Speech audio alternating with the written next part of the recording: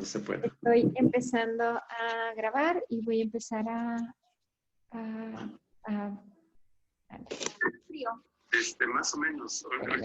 Listo, cuando... Oiga, padre, alguien nos preguntó sobre su libro Lado Humano de las Bienaventuranzas, que dónde lo puede conseguir. ¿Usted sabe dónde se puede conseguir? Ok. Ajá. Ok. Vamos a hacer una cosita.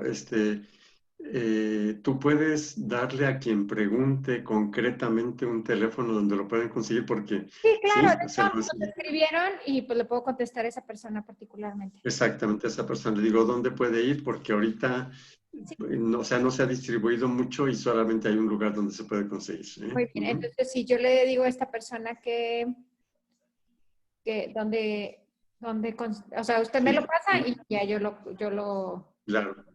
¿Y cómo se llama? Yo digo eso al aire, o sea, que te lo digan a ti y que entonces Quien lo tú quiera. les das Sí, la Ajá, información. claro. Perfecto. Así es, así es. Bueno, vamos a empezar, padre, entonces.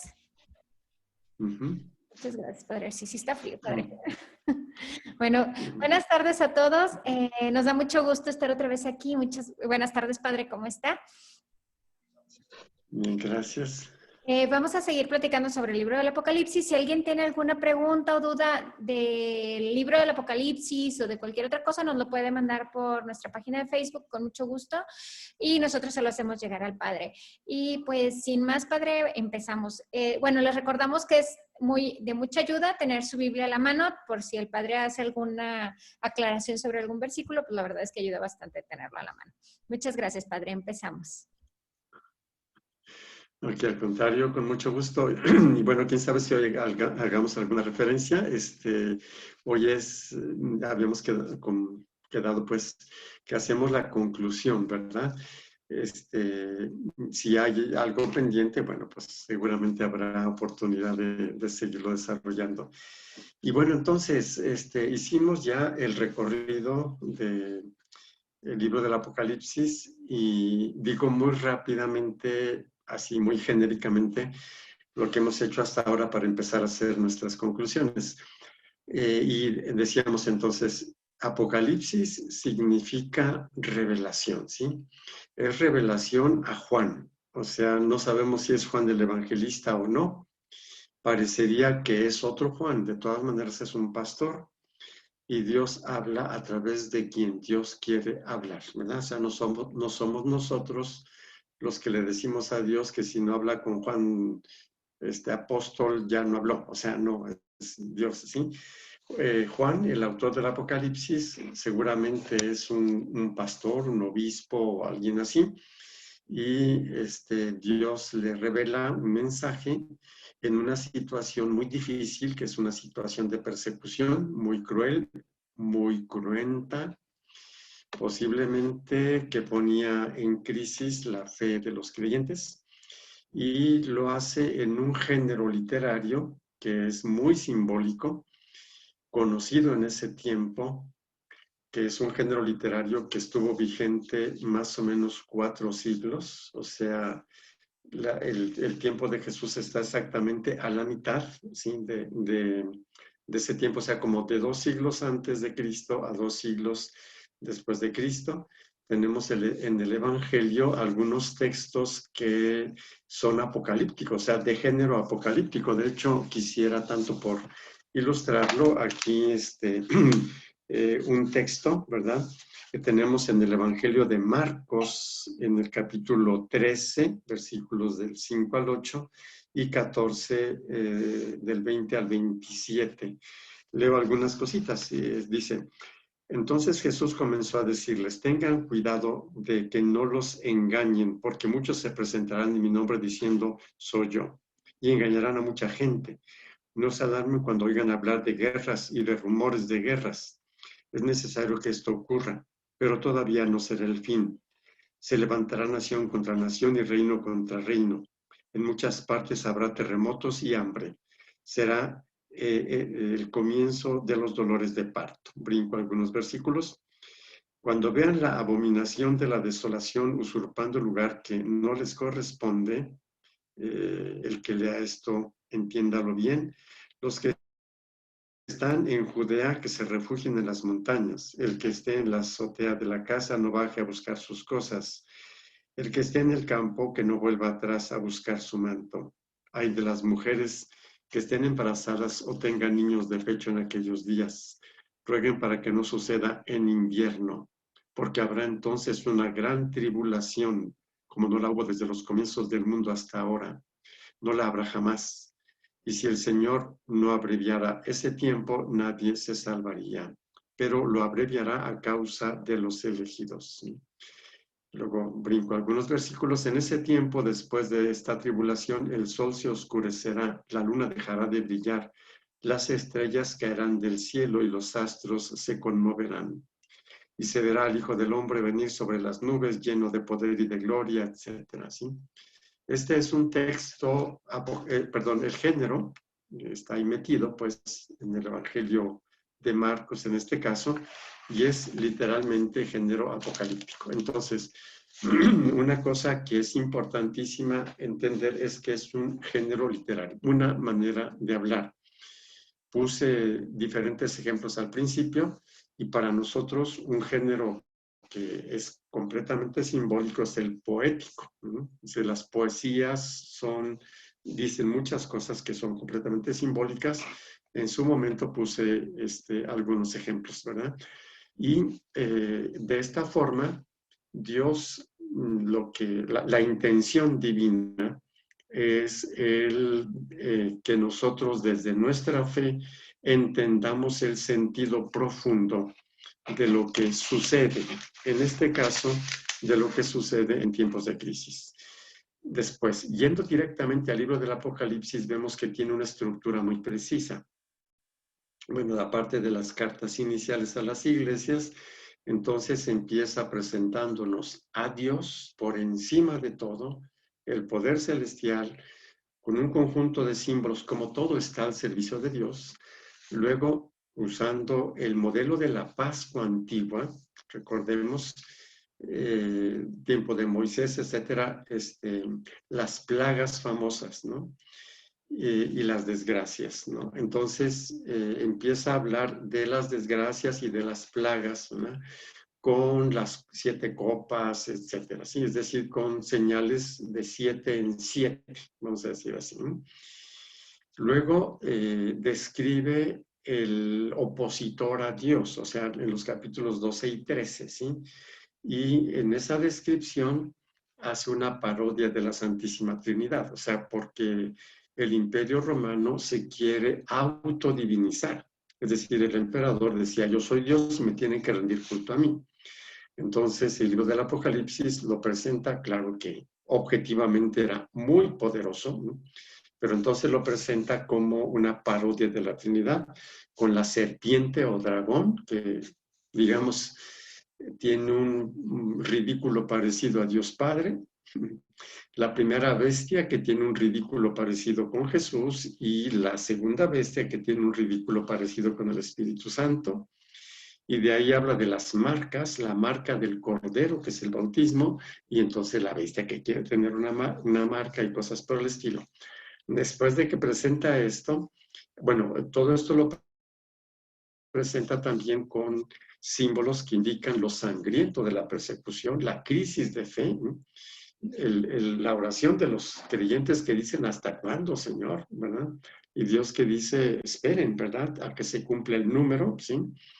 Ya sabemos que los números son simbólicos, el 144,000 es el primer pueblo de Dios y luego después habla de una multitud que nadie puede contar. Vuelve a hablar de los 144,000, pero parece que ella lo hace después más adelante como ya el nuevo pueblo de Dios, ¿verdad?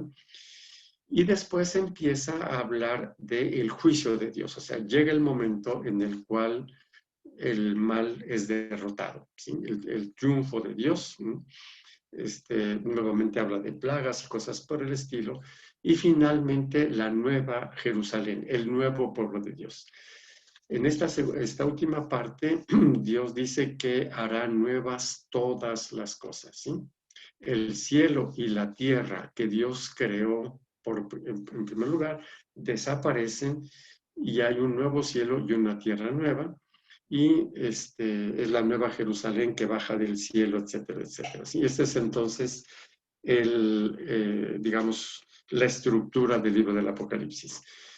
En diferentes ocasiones señalaba que, y lo vamos a especificar ahora en base a algunos datos nuevos o algunos datos recientes, que de alguna manera representa la forma como un creyente vive situaciones de crisis fuertes, ¿verdad?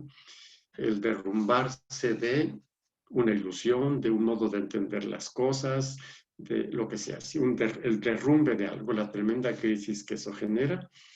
Salimos todos ajetreadones por ahí, ¿verdad? Como los elegidos que llevan sus vestidos de color rojo, ¿sí? O sea, de sangre, ¿sí? Es decir, es una victoria sangrienta, entre comillas. Voy a adelantar algunas cositas. Eso de victoria sangrienta quiere decir que el camino de crecimiento espiritual no es sencillo. Es decir, es un camino en el que se va derrumbando nuestro hombre viejo o nuestra mujer vieja, no sé cómo decir, nuestra condición vieja, vamos a decir así, ¿sí? Para tener una condición nueva que vamos a ir especificando el día de hoy, que es precisamente nuestro objetivo. Y por lo tanto se trata de un libro de esperanza. No es una esperanza facilita, es un libro de esperanza. Y voy entonces ahora a señalar otras cositas en base a un texto oficial de la Iglesia, ¿verdad?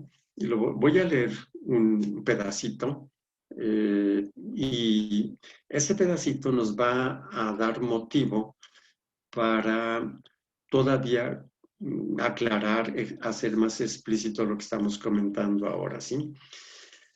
Y entonces ubico este escrito.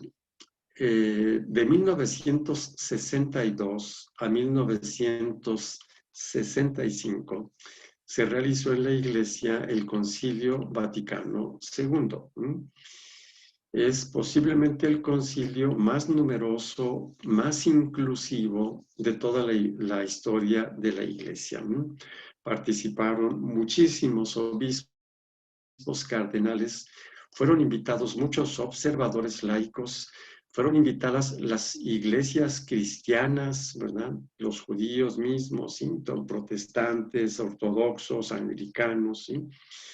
Y fue un evento en el cual, ante la nueva condición histórica, era preciso reformar muchas cosas, ¿no? Y hubo varios documentos. Hubo un documento precisamente sobre la Sagrada Escritura. Ese documento se llama Dei Verbum.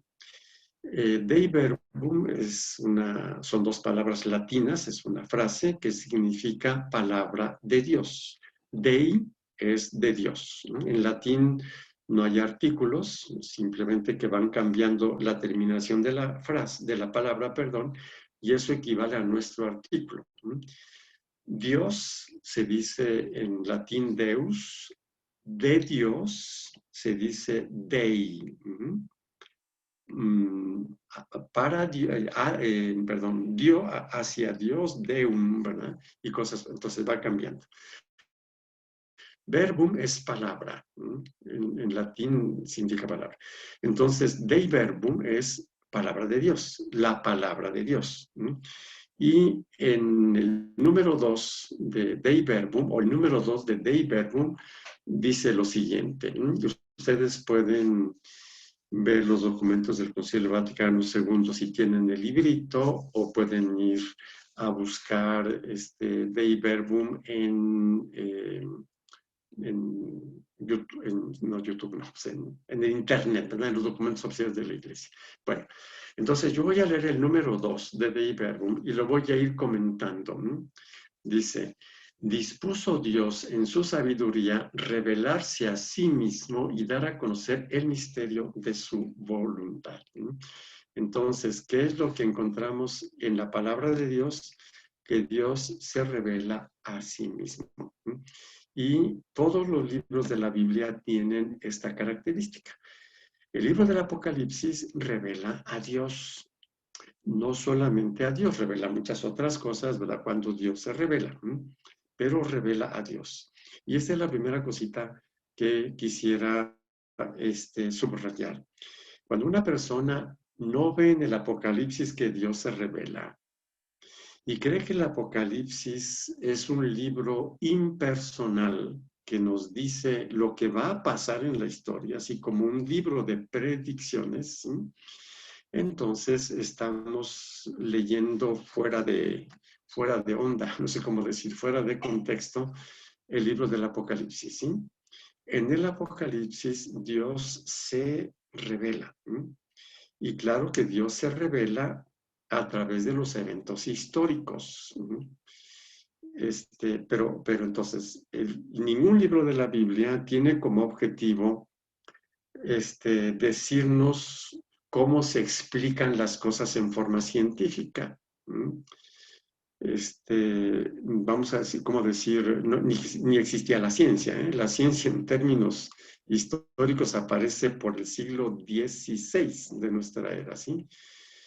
Es algo así como la relación entre dos personas que se quieren, no que se enamoran, ya que se enamoran es otra onda, ¿verdad? Pues no está excluido, pero que se quieren, es decir, que se interesan una por la otra y que les interesa darse a conocer y conocerse, ¿sí?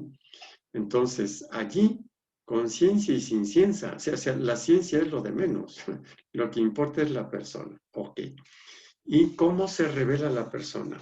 Como puede, ¿sí?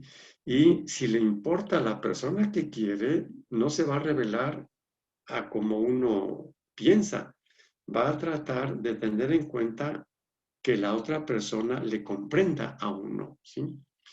Entonces, en la Biblia y el Apocalipsis entra allí, ¿sí? Dios se nos revela según nuestra capacidad de entenderlo. Entonces, no es un libro de filosofía, no es un libro de teología, que serían libros impersonales, ¿sí? Ni menos un libro de historia, y menos un libro de adivinación, ¿verdad? De predicción, ¿sí? Es un libro, como toda la Biblia, en el cual Dios se revela, se manifiesta. Bueno, ¿y cómo se manifiesta Dios? Pues con el lenguaje que el ser humano habla. En el siglo I, una de las formas de hablar es la apocalíptica, simbólica. Entonces Dios habla, digamos, con esa forma. Si nosotros no entendimos que el Apocalipsis, como los demás libros de la Biblia, o en el Apocalipsis, Dios se nos está revelando, claro que yo nunca voy a poder ver a Dios en el Apocalipsis, y menos voy a poder rezar con el Apocalipsis, ni tampoco voy a conocer a Dios a través del Apocalipsis, ¿sí? Este es un punto central que de alguna manera nosotros fuimos medio viendo entre renglones en estos días, en estas reflexiones que hemos ido haciendo, ¿verdad? Entonces, y vamos pues a tratar de tenerlo presente en lo que resta del tiempo que tenemos esta tarde. Entonces, vuelvo a leer este primer rengloncito, primeros renglones del número 2 de Dei Verbum. Dispuso Dios en su sabiduría revelarse a sí mismo. Dispuso, es decir, es voluntad libre de Dios. Si Dios no hubiera querido, no se revela y no lo perdemos, ¿no? Pero Dios dispuso eso, pues porque lo que vamos a leer un poquito más adelante, ¿verdad? Revelarse a sí mismo y dar a conocer el misterio de su voluntad. Entonces, en el Apocalipsis, igual que en los demás libros de la Biblia, nosotros entendemos algo de la voluntad de Dios. ¿Qué querrá Dios? Y es una de las cosas que vamos a seguir meditando hoy y si es necesario también dentro de 8 días, ¿sí? Mediante el cual los hombres, por medio de Cristo, Verbo encarnado, tienen acceso al Padre en el Espíritu Santo. Este es una cosa clarísima en el libro del Apocalipsis, solamente que lo dice en forma simbólica. Recordemos, había un libro que es la explicación de lo que se está viviendo. ¿Y quién puede abrir el libro que está 7 veces sellado? El Cordero. Es Jesús, ya lo comentamos en su momento, ¿verdad? Y por eso es que nosotros consideramos que la revelación, es decir, la manifestación plena de Dios a nuestra capacidad, se da en Jesucristo. O sea, Jesús es el grande revelador del Padre, ¿verdad? Bueno, y se hacen consortes de la naturaleza divina, o sea, se unen, en Jesucristo se une la naturaleza divina y la naturaleza humana, ¿sí?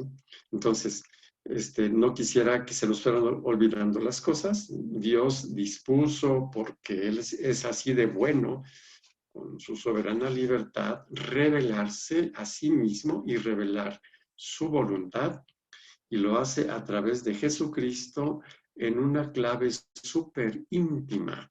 Eso de consorte y de matrimonio y las bodas del Cordero, ¿no? Se está refiriendo a un amor de profunda intimidad, ¿no?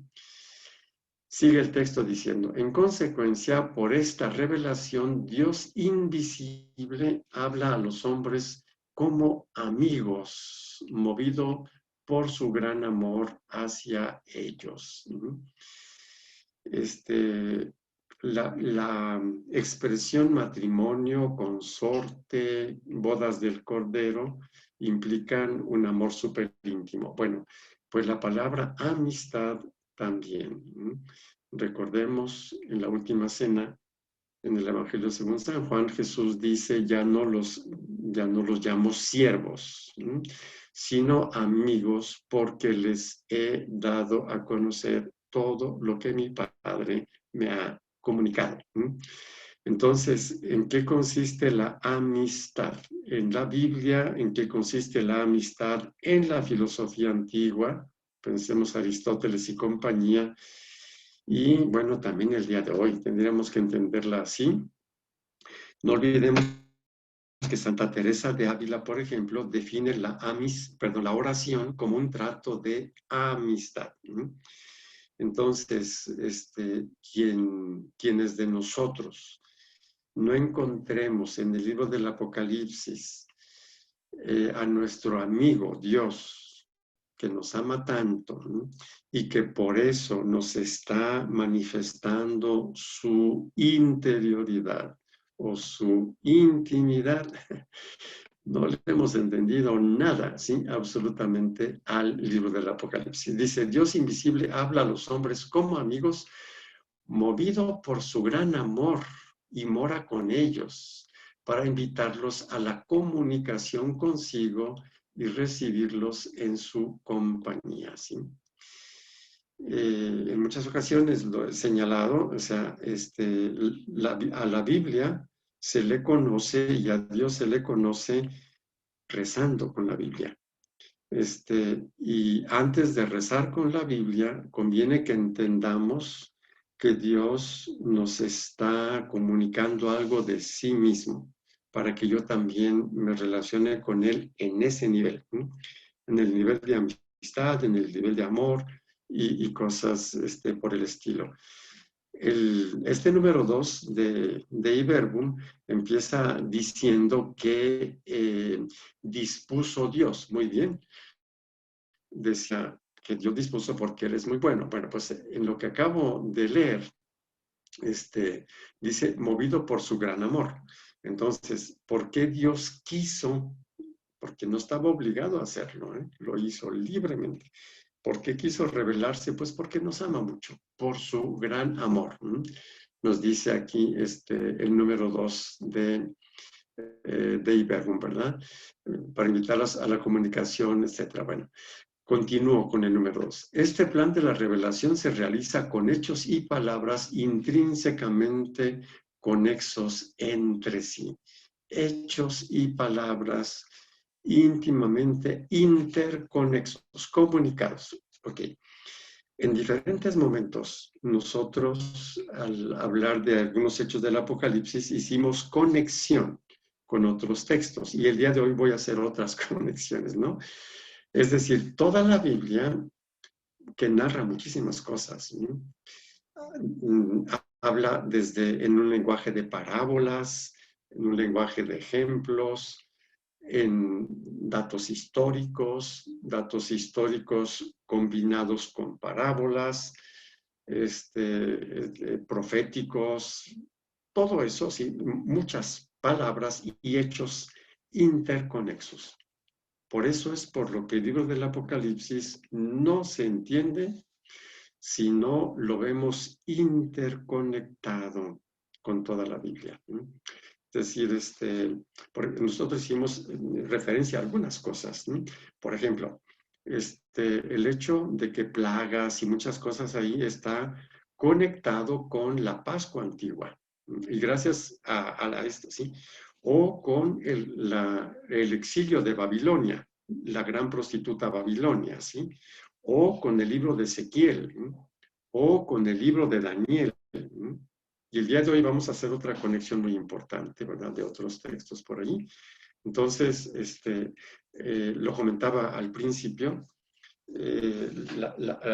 a la Biblia se le entiende si nosotros la conocemos y rezamos con ella. O sea, es decir, y nos la vamos a conocer de un día para otro. ¿No?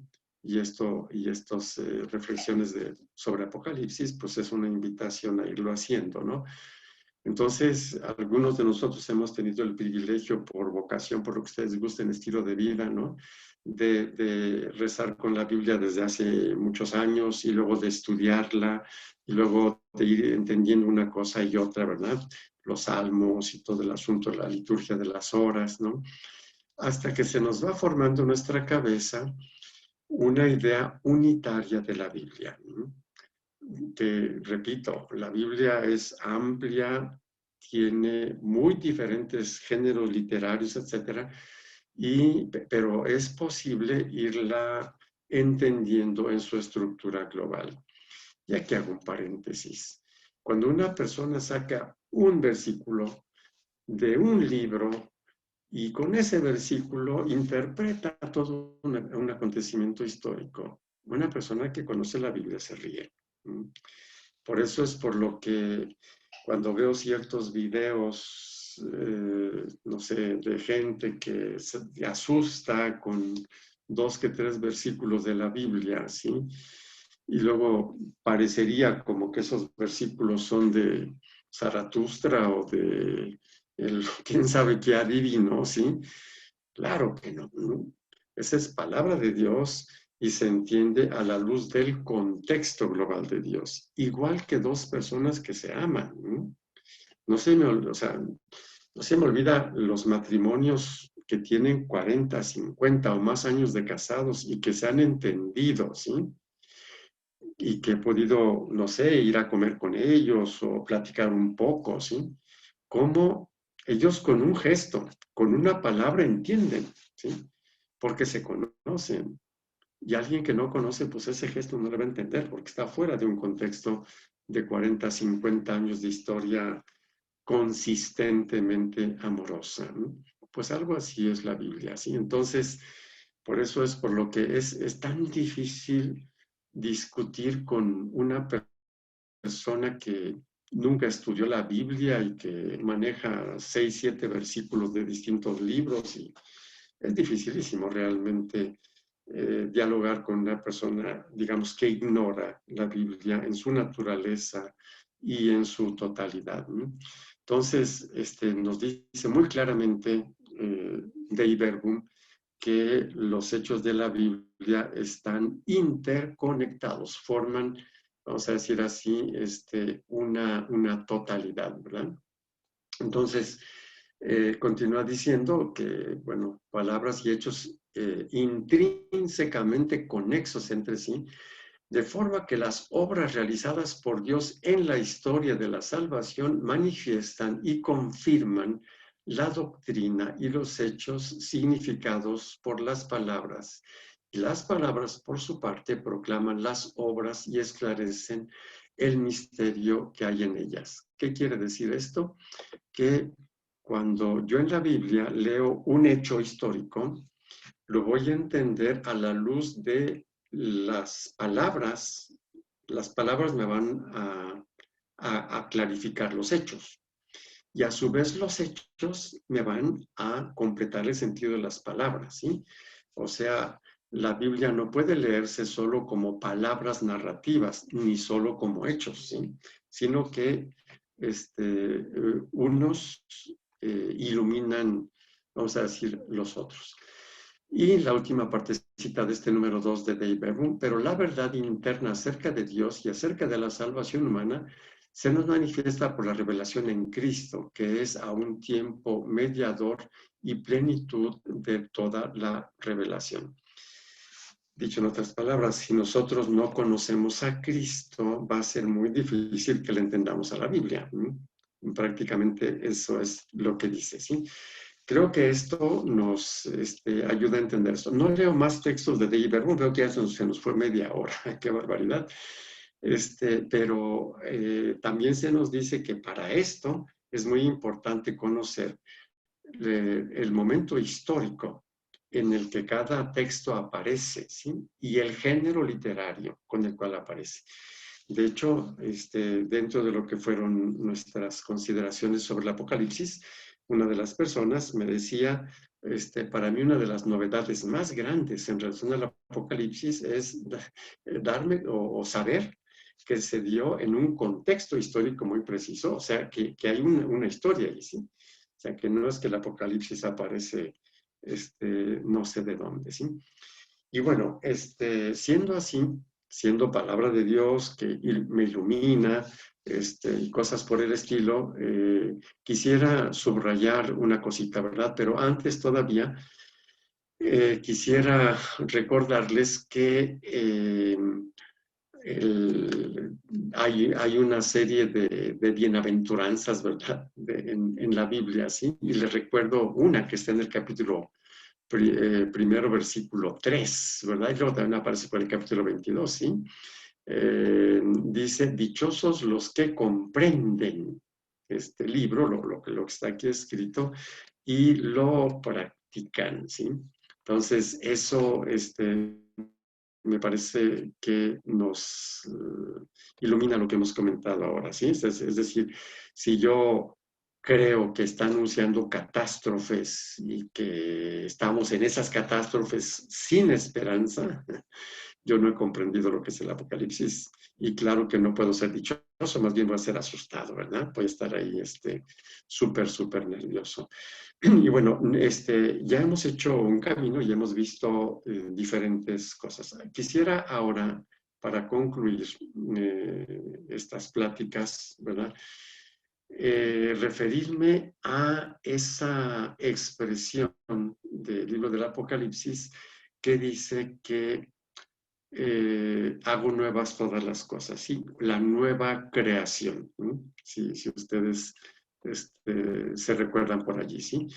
Aquí entonces quisiera recordar que este texto, hago nuevas todas las cosas, está interconectado, ¿sí? Con otros textos y voy a recordar algunos, ¿no? Dice, por ejemplo, la carta a los Efesios, en el capítulo 4, versículos 22 al 24. Ustedes tienen que dejar su manera anterior de vivir, la manera vieja de vivir, el hombre viejo, cuyos deseos engañosos los llevan a su propia destrucción. Dejen que su mente se haga más espiritual para que tengan nueva vida y revístanse del hombre nuevo. La carta a los Romanos, ¿verdad? El capítulo 6 dice, dejen su manera anterior de vivir y dejen el hombre viejo, crucifiquen su viejo yo. Todo el capítulo 6 está en torno a eso. Y la carta a los Gálatas capítulo 5, versículo 24. Los que pertenecen a Cristo Jesús tienen crucificada su carne y sus vicios y sus deseos. Esto además ya estaba anunciado por los profetas. Voy a leerles Ezequiel 11, 18, 20, ¿sí? Dice, ellos vendrán y retirarán todos sus ídolos e idolatrías. Les daré un corazón nuevo y un nuevo espíritu, quitándoles el corazón de piedra y poniéndoles un corazón de carne, para que caminen conforme a mis leyes, guarden mis mandamientos y los pongan en práctica. Ellos serán mi pueblo y yo seré su Dios. El mismo Ezequiel, en el capítulo 36, versículo 26, dice, les daré un corazón nuevo, infundiré en ustedes un espíritu nuevo, quitaré el corazón de piedra, daré corazón de carne, infundiré mi espíritu en ustedes y haré que se conduzcan por mis preceptos. Por ejemplo, en el Salmo 50, versículo 12, dice, oh Dios, crea en mí un corazón puro, renuévame por dentro con un espíritu firme. Renovarse es hacerse nuevo. En el Evangelio según San Juan, cuando Jesús está hablando con Nicodemo, ¿verdad? Tenemos allí el Evangelio de Juan, en el capítulo 3, versículo 5, en verdad te digo, nadie puede ver el reino de Dios si no nace de nuevo, si no nace de lo alto. Nicodemo le dijo, ¿cómo renacerá el hombre siendo ya viejo? Jesús le contestó, en verdad te digo, el que no renace del agua y del espíritu no puede entrar en el reino de Dios. El que no renace del agua es el bautismo, del cual, si nos da tiempo hoy, decimos alguna palabrita, ¿sí? Y por eso es que en el libro del Apocalipsis, que ya lo vimos, capítulo 21, versículo 1, queda entendido muy claramente, ¿no? Cuando dice, luego vi un cielo nuevo y una tierra nueva, porque el primer cielo y la primera tierra desaparecieron y el mar no existe ya. Y capítulo 21, versículo 5, Apocalipsis dice, entonces dijo el que estaba sentado en el trono, mira que hago nuevas todas las cosas, ¿sí? Entonces, ya sabemos que es Dios el que habla, ¿verdad? El que está sentado en el trono, mira que hago nuevas todas las cosas, ¿sí? Empezando por el corazón nuevo. En la Biblia, la palabra corazón está indicando la sede del pensamiento, o sea, la manera de pensar, la sede del sentimiento, la manera de sentir, y la toma de decisiones, la sede de la voluntad. Entonces, ¿cuál es el mensaje aquí? Nosotros, cuando tenemos situaciones de crisis, de fracaso, de desilusión, parece que todo se derrumba, y nos preguntamos, ¿y aquí dónde está Dios? ¿Sí? ¿Cuál es el mensaje del Apocalipsis? El mensaje del Apocalipsis dice, claro que tú no ves a Dios con la mentalidad que tienes. Solo vas a ver a Dios si se destruye esa mentalidad que tienes y colocas una mentalidad nueva. ¿Sí? A Dios se le conoce con una mentalidad específica, ¿sí? Y sobre esto, el evento de Pentecostés es clave. Vamos a pensar un poquito. Imagínense ustedes que somos Pedro, el apóstol Pedro, que amamos a Jesús enormemente, que estamos en la última cena con Jesús y Jesús nos dice, nos da a entender que va a pasar algo muy fuerte y le decimos, no, Señor, yo doy la vida por ti, yo te amo tanto, ¿sí? Y a la hora de la hora le corro, ¿sí? Entonces, aquí, ¿qué fue lo que pasó? Pedro creía con su mente de hombre viejo que iba a entender lo que le iba a pasar a Jesús y que lo iba a aguantar, ni una ni otra, ¿sí? Pedro necesitó una mentalidad nueva. ¿Para qué? Para entenderle a Jesús y para dar la vida por él. Una cosa es Pedro huyendo, corriéndole, y otra cosa es Pedro contento porque lo azotaron por causa de Jesús y porque lo crucifican, muere crucificado. Pedro también lo ponen de cabeza. Es el mismo Pedro, pero el primero es con una mentalidad vieja y el segundo con una mentalidad nueva, ¿sí? Cuando Dios dice, haré nuevas todas las cosas, nos está diciendo que a nosotros, que va a empezar por hacernos nuevos a nosotros. Y por eso es que podemos más o menos entenderlo como la canción de felicidad, ¿verdad? ¿Sí?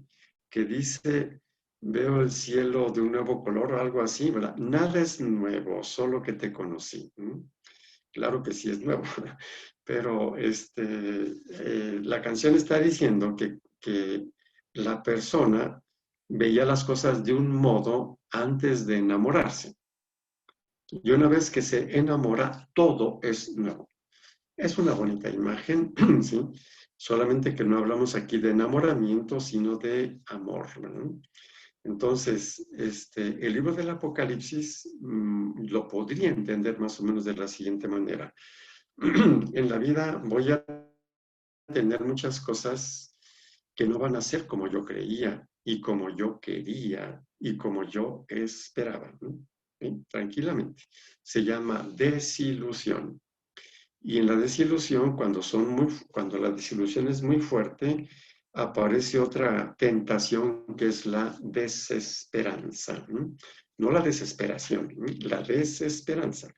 Cuando una persona no tiene esperanza, sí, nada. Entonces, allí lo que me dice Dios es, con esta mentalidad que tienes, tú no puedes entender cuánto te amo. Tú no puedes entender que lo mejor para ti es dejar esa manera como piensas. Y eso es bien tremendo. Entonces, el Apocalipsis me dice, solamente vas a entender a Dios y cuánto te ama cuando tú te despojes de esa mentalidad y tengas una mentalidad nueva. Yo hago nuevas todas las cosas. ¿Saben cuál es el problema? Que lo vimos en la bienaventuranza de los que sufren, ¿sí? El problema es que yo en ese momento, mientras tengo la mentalidad vieja, y es la única que tengo en ese momento, la nueva todavía no la tengo, y que Dios me diga que esa se tiene que derrumbar. Si es todo lo que tengo, pues el derrumbe es trágico. Pero Dios me está diciendo, solamente si haces eso, con la nueva mentalidad vas a entender cuánto te amo, qué valiosa es tu vida, cuántas cosas tienes todavía por delante, ¿sí? Cuántas cosas nuevas te esperan, ¿verdad? Lo mejor está por llegar, algo así, ¿no? Me parece. Pero eso yo no lo puedo ver con la mentalidad vieja. El Apocalipsis me dice eso, si viene el derrumbe en el que parece que Dios no existe, o que Dios no está, o que es más fuerte el mal que Dios. De veras, son cosas muy fuertes. El Apocalipsis nos dice que nosotros podemos pasar por eso, pero que como Dios nos ama tanto, nos dice, y además Dios no es un consentidor que nos deje inmaduros, Dios nos dice, lo mejor que te puede pasar es que se derrumbe eso, ¿sí? Y entonces, si tú haces que se derrumbe porque estás descubriendo algo nuevo, estás participando, vamos a decir así, de la mentalidad de Dios, ¿no? Entonces tú verás que todo es nuevo. Y aquí es donde hay una preguntita que se me hacía personalmente, una persona que conozco, ¿verdad? Y que me dice, bueno, a la luz de todo esto, ¿cuáles son las pautas para establecer un diálogo amoroso con Dios? Pues yo diría que las pautas tienen algo antes que las pautas mismas. Y es exactamente lo que estamos comentando ahora, ¿sí? Es algo así como decir, cuando dos personas que quieren amarse, pero tienen muchos límites para amarse, quieren amarse, ¿qué tienen que hacer? Cambiar mentalidad, es decir, cambiarse ellas, ¿sí? Y luego después un poquito las pautas. Dicho de otro modo, si Dios es amor, solamente puedo dialogar con Él si amo. Esa sería prácticamente, es decir, no es una pauta, es algo nuevo completamente, ¿sí? Y luego, en base a eso, vienen las pautas, que es, como ya lo hemos comentado, tratar de entender la palabra de Dios no a la luz de criterios muy posteriores, que serían los criterios científicos o históricos, como ciencia, la historia es una ciencia también, o tiene criterios científicos, sino empezar o ver la Biblia, claro, con toda la seriedad científica, quiere decir, entendiendo que no fue escrita en español la Biblia, que el hebreo y el griego tienen otras modalidades, que la mentalidad era, claro, todas esas cosas que ya hemos un poco comentado son de responsabilidad, así como cuando yo amo a una persona, trato de entender su condición, su modo de hablar y todas las cosas, pero luego saber que si no tenemos una comunión, ¿sí? Es decir, un conocimiento personal, amoroso, pues nos falta la base para luego establecer estas pautas, ¿verdad? Y poco a poquito entonces vamos a ir conociendo a Dios y muchas cosas que asustan a la gente simplemente vamos a ver que son cosas sumamente ingenuas, ¿verdad? Y que Dios nos dice que Él es el que triunfa, ¿sí? Y no le vamos a tener miedo a muchas cosas que son medio supersticiosas, medio mágicas, ¿no? Y cosas por el estilo, ¿no? Y bueno, todo este asuntito. Esto es lo que concluiría, ¿sí? Digamos que las ideas centrales son que el Apocalipsis, como toda la Biblia es palabra de Dios, tiene los criterios de toda palabra de Dios, que Dios se me revela y se me revela como amigo y me da un mensaje de amor. Si me resulta duro este mensaje, pues quiere decir que me falta madurar. Y Dios quiere que yo madure.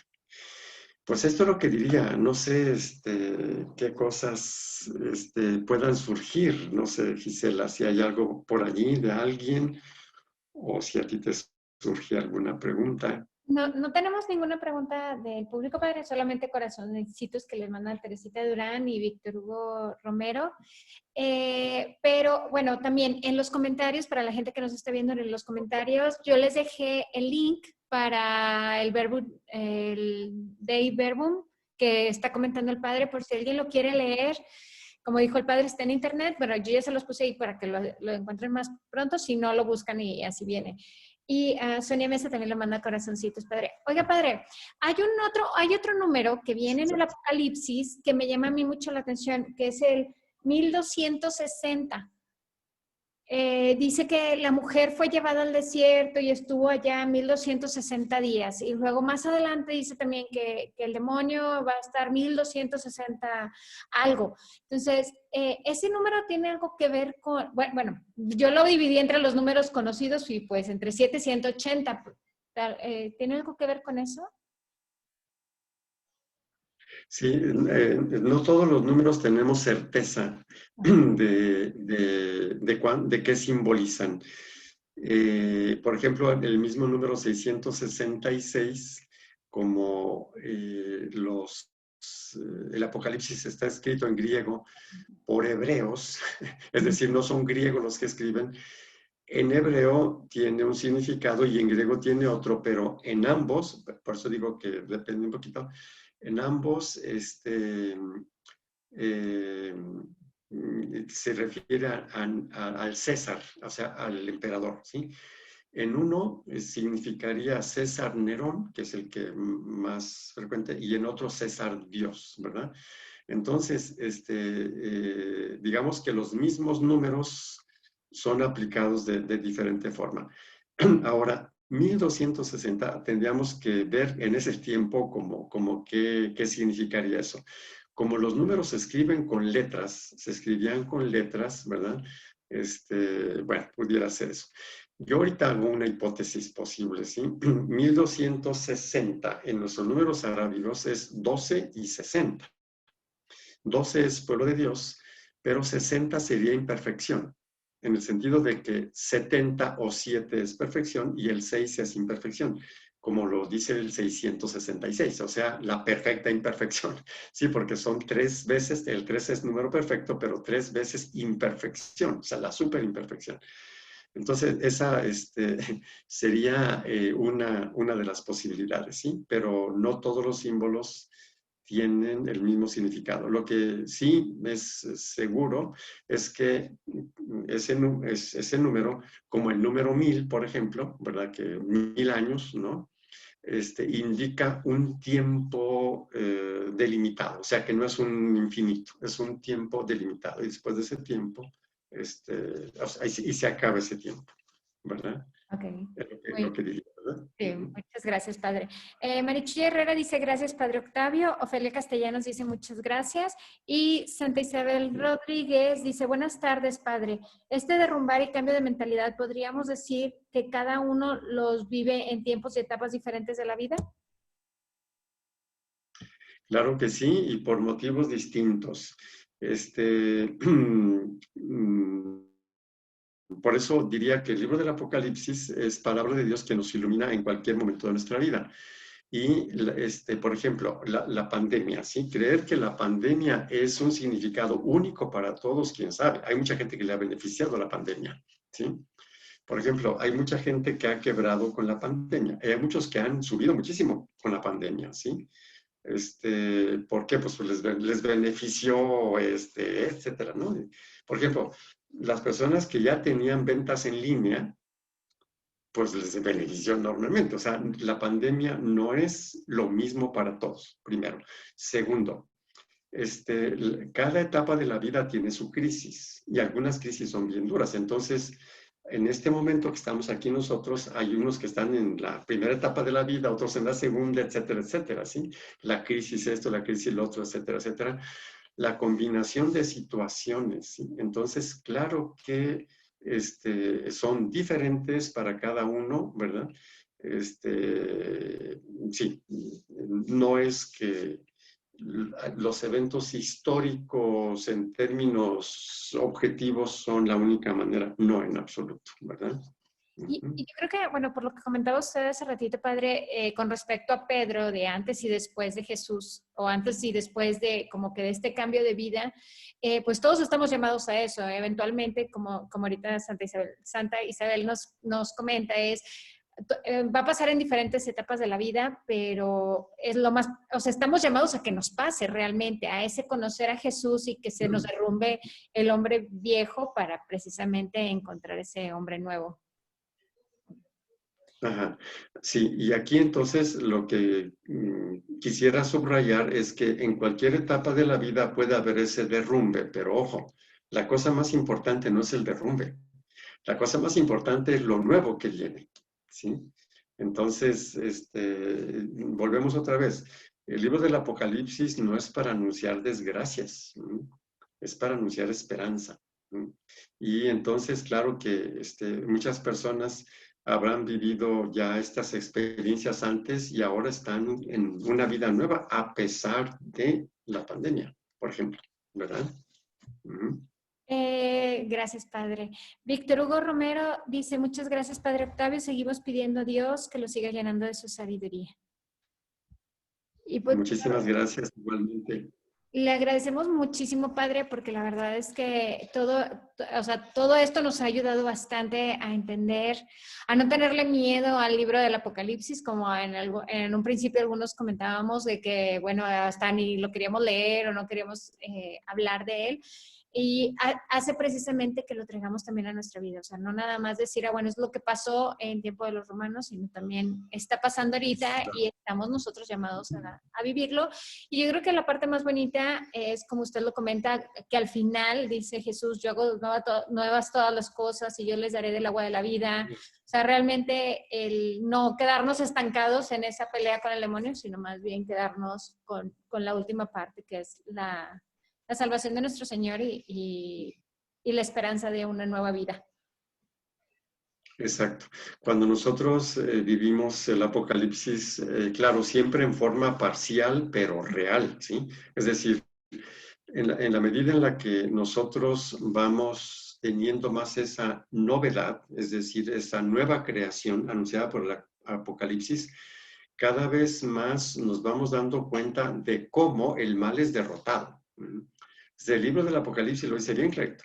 Por eso, no me cansaré de repetirlo. Las personas, bueno, las aprecio y conozco algunas personas así que tienen mucho miedo del mal y que se mete quién sabe cómo, la frase que hemos comentado, que se abren puertas sin darme cuenta. Eso implica pues un estado de indefensión, o sea, un estado o sea, de que el mal es mucho más fuerte, ¿sí? Es decir, el mal se me mete sin que yo me dé cuenta, o sea, sin que yo tenga recursos de protección. O sea, en realidad, conforme nosotros vamos viviendo esta novedad, ¿no? De Dios y que Dios es el que va triunfando. Y claro que esto acompañado de nuestra madurez humana, madurez espiritual, o sea, mayor autoconciencia, darnos más cuenta de lo que pasa en nosotros, pues nos vamos dando cuenta que los demás y el mal no tienen poder, no es más poderoso que Dios. Esto lo señalaba en relación a que ojalá que si hablamos del demonio, hablemos más de Dios, mucho más de Dios. Que si creemos cómo actúa el demonio, así y así, así, como si lo conociéramos mucho, ojalá que podamos hablar más de Dios y cómo actúa Dios, ¿no? Y Dios actúa haciéndonos nuevos, o sea, dándonos una nueva inteligencia, nueva autoconciencia, nuevas capacidades, ¿sí? Más que estar de veras a la deriva. Con mucho respeto y con mucho cariño, de veras quiero muchas personas que están súper asustadas, ¿no? Les diría, cuestiónense, al menos pregúntense sobre todas aquellas doctrinas, ¿no? Que nos colocan como gente inconsciente, no sé, incapaz, ¿sí? Frente al mal, a quién sabe cuántas cosas. No, Dios no nos anuncia eso en ninguna parte de la Biblia. Claro que tampoco en el Apocalipsis, ¿verdad? Entonces, el hombre nuevo es el hombre que conoce a Dios y que dice, pues, yo puedo discernir, o sea, no, un chino o un oriental o quién sabe quién no me va a meter nada en la cabeza, o sea, ¿de cuándo acá son tan poderosos aquellos y yo tan tontito y tan frágil? Pues claro que no, ¿verdad? Entonces, esa cuestión que yo sé que es difícil y que es discutible. Y lamentablemente, padre, como usted dice, nos deja indefensos a todo. O sea, por eso mucha gente después llega a dejar la religión católica, porque estamos tan indefensos, no buscamos buena información, que cualquier persona que nos llega con cualquier cosa, ahora sí que nos vamos muy facilito porque creemos que allá tienen la verdad, cuando nuestra iglesia católica está tan llena de información y tiene, o sea, y hay mucha gente que nos puede ayudar, pero difícilmente lo buscamos. Así es. Muy bien. Sonia Mesa dice, muchas gracias, padre, y ojalá continúe compartiéndonos por este medio su gran sabiduría. Entonces, no, pues muy amable, muchas gracias. Bueno, tomo una partecita de lo que dice, y bueno, no lo he comentado, le digo a las personas, ni siquiera lo he comentado con Gisela, pero el año pasado di, vamos a decir así, ejercicios espirituales en línea. Ya hace un año, pues ya la cosa era en línea, ¿no? Alguna persona me preguntó si iba a dar o no pláticas, vamos a decir así, de ejercicios. Bueno, pues una cosa que se me ocurría era que pudiera ser por este medio, ¿no? Pero Perfecto. ya lo Ya lo comentaremos firmamos, aquí. ya lo firmamos. Sí, Perfecto, padre, muy bien. Aide ok. Rodríguez dice muchas gracias, padre. Y pues muchísimas gracias, padre. En verdad que muchas gracias a toda la gente que nos está viendo. Gracias por esto que nos acaba de firmar para los ejercicios espirituales. Nos ponemos de acuerdo y lo anunciamos. Y muchísimas gracias por todo, padre. Gracias por su tiempo. Gracias a todos los que nos ven. Y pues va a quedar grabado aquí en nuestra página y también va a estar en nuestro canal de YouTube. En un rato más lo compartimos para que precisamente lo puedan compartir con los demás. Muchísimas gracias, padre. Al contrario, igualmente, y ya estará la información en el caso de que se pueda realizar lo de los ejercicios, ¿verdad? Marichuy Bueno, Herrera pues, dice gracias. que le gusta mucho la idea. Marichuy Herrera dice que le gusta la idea. Y Santa Isabel dice, gracias, estaremos al pendiente. Entonces ya nos comprometió. Ya está comprometido. Muchísimas gracias. Muchas Muchas gracias. gracias. Muchas gracias. Nos Ok. vemos entonces. Que sí. Muchas gracias, padre. Que pase buena tarde. Buena tarde. Hasta luego. Gracias.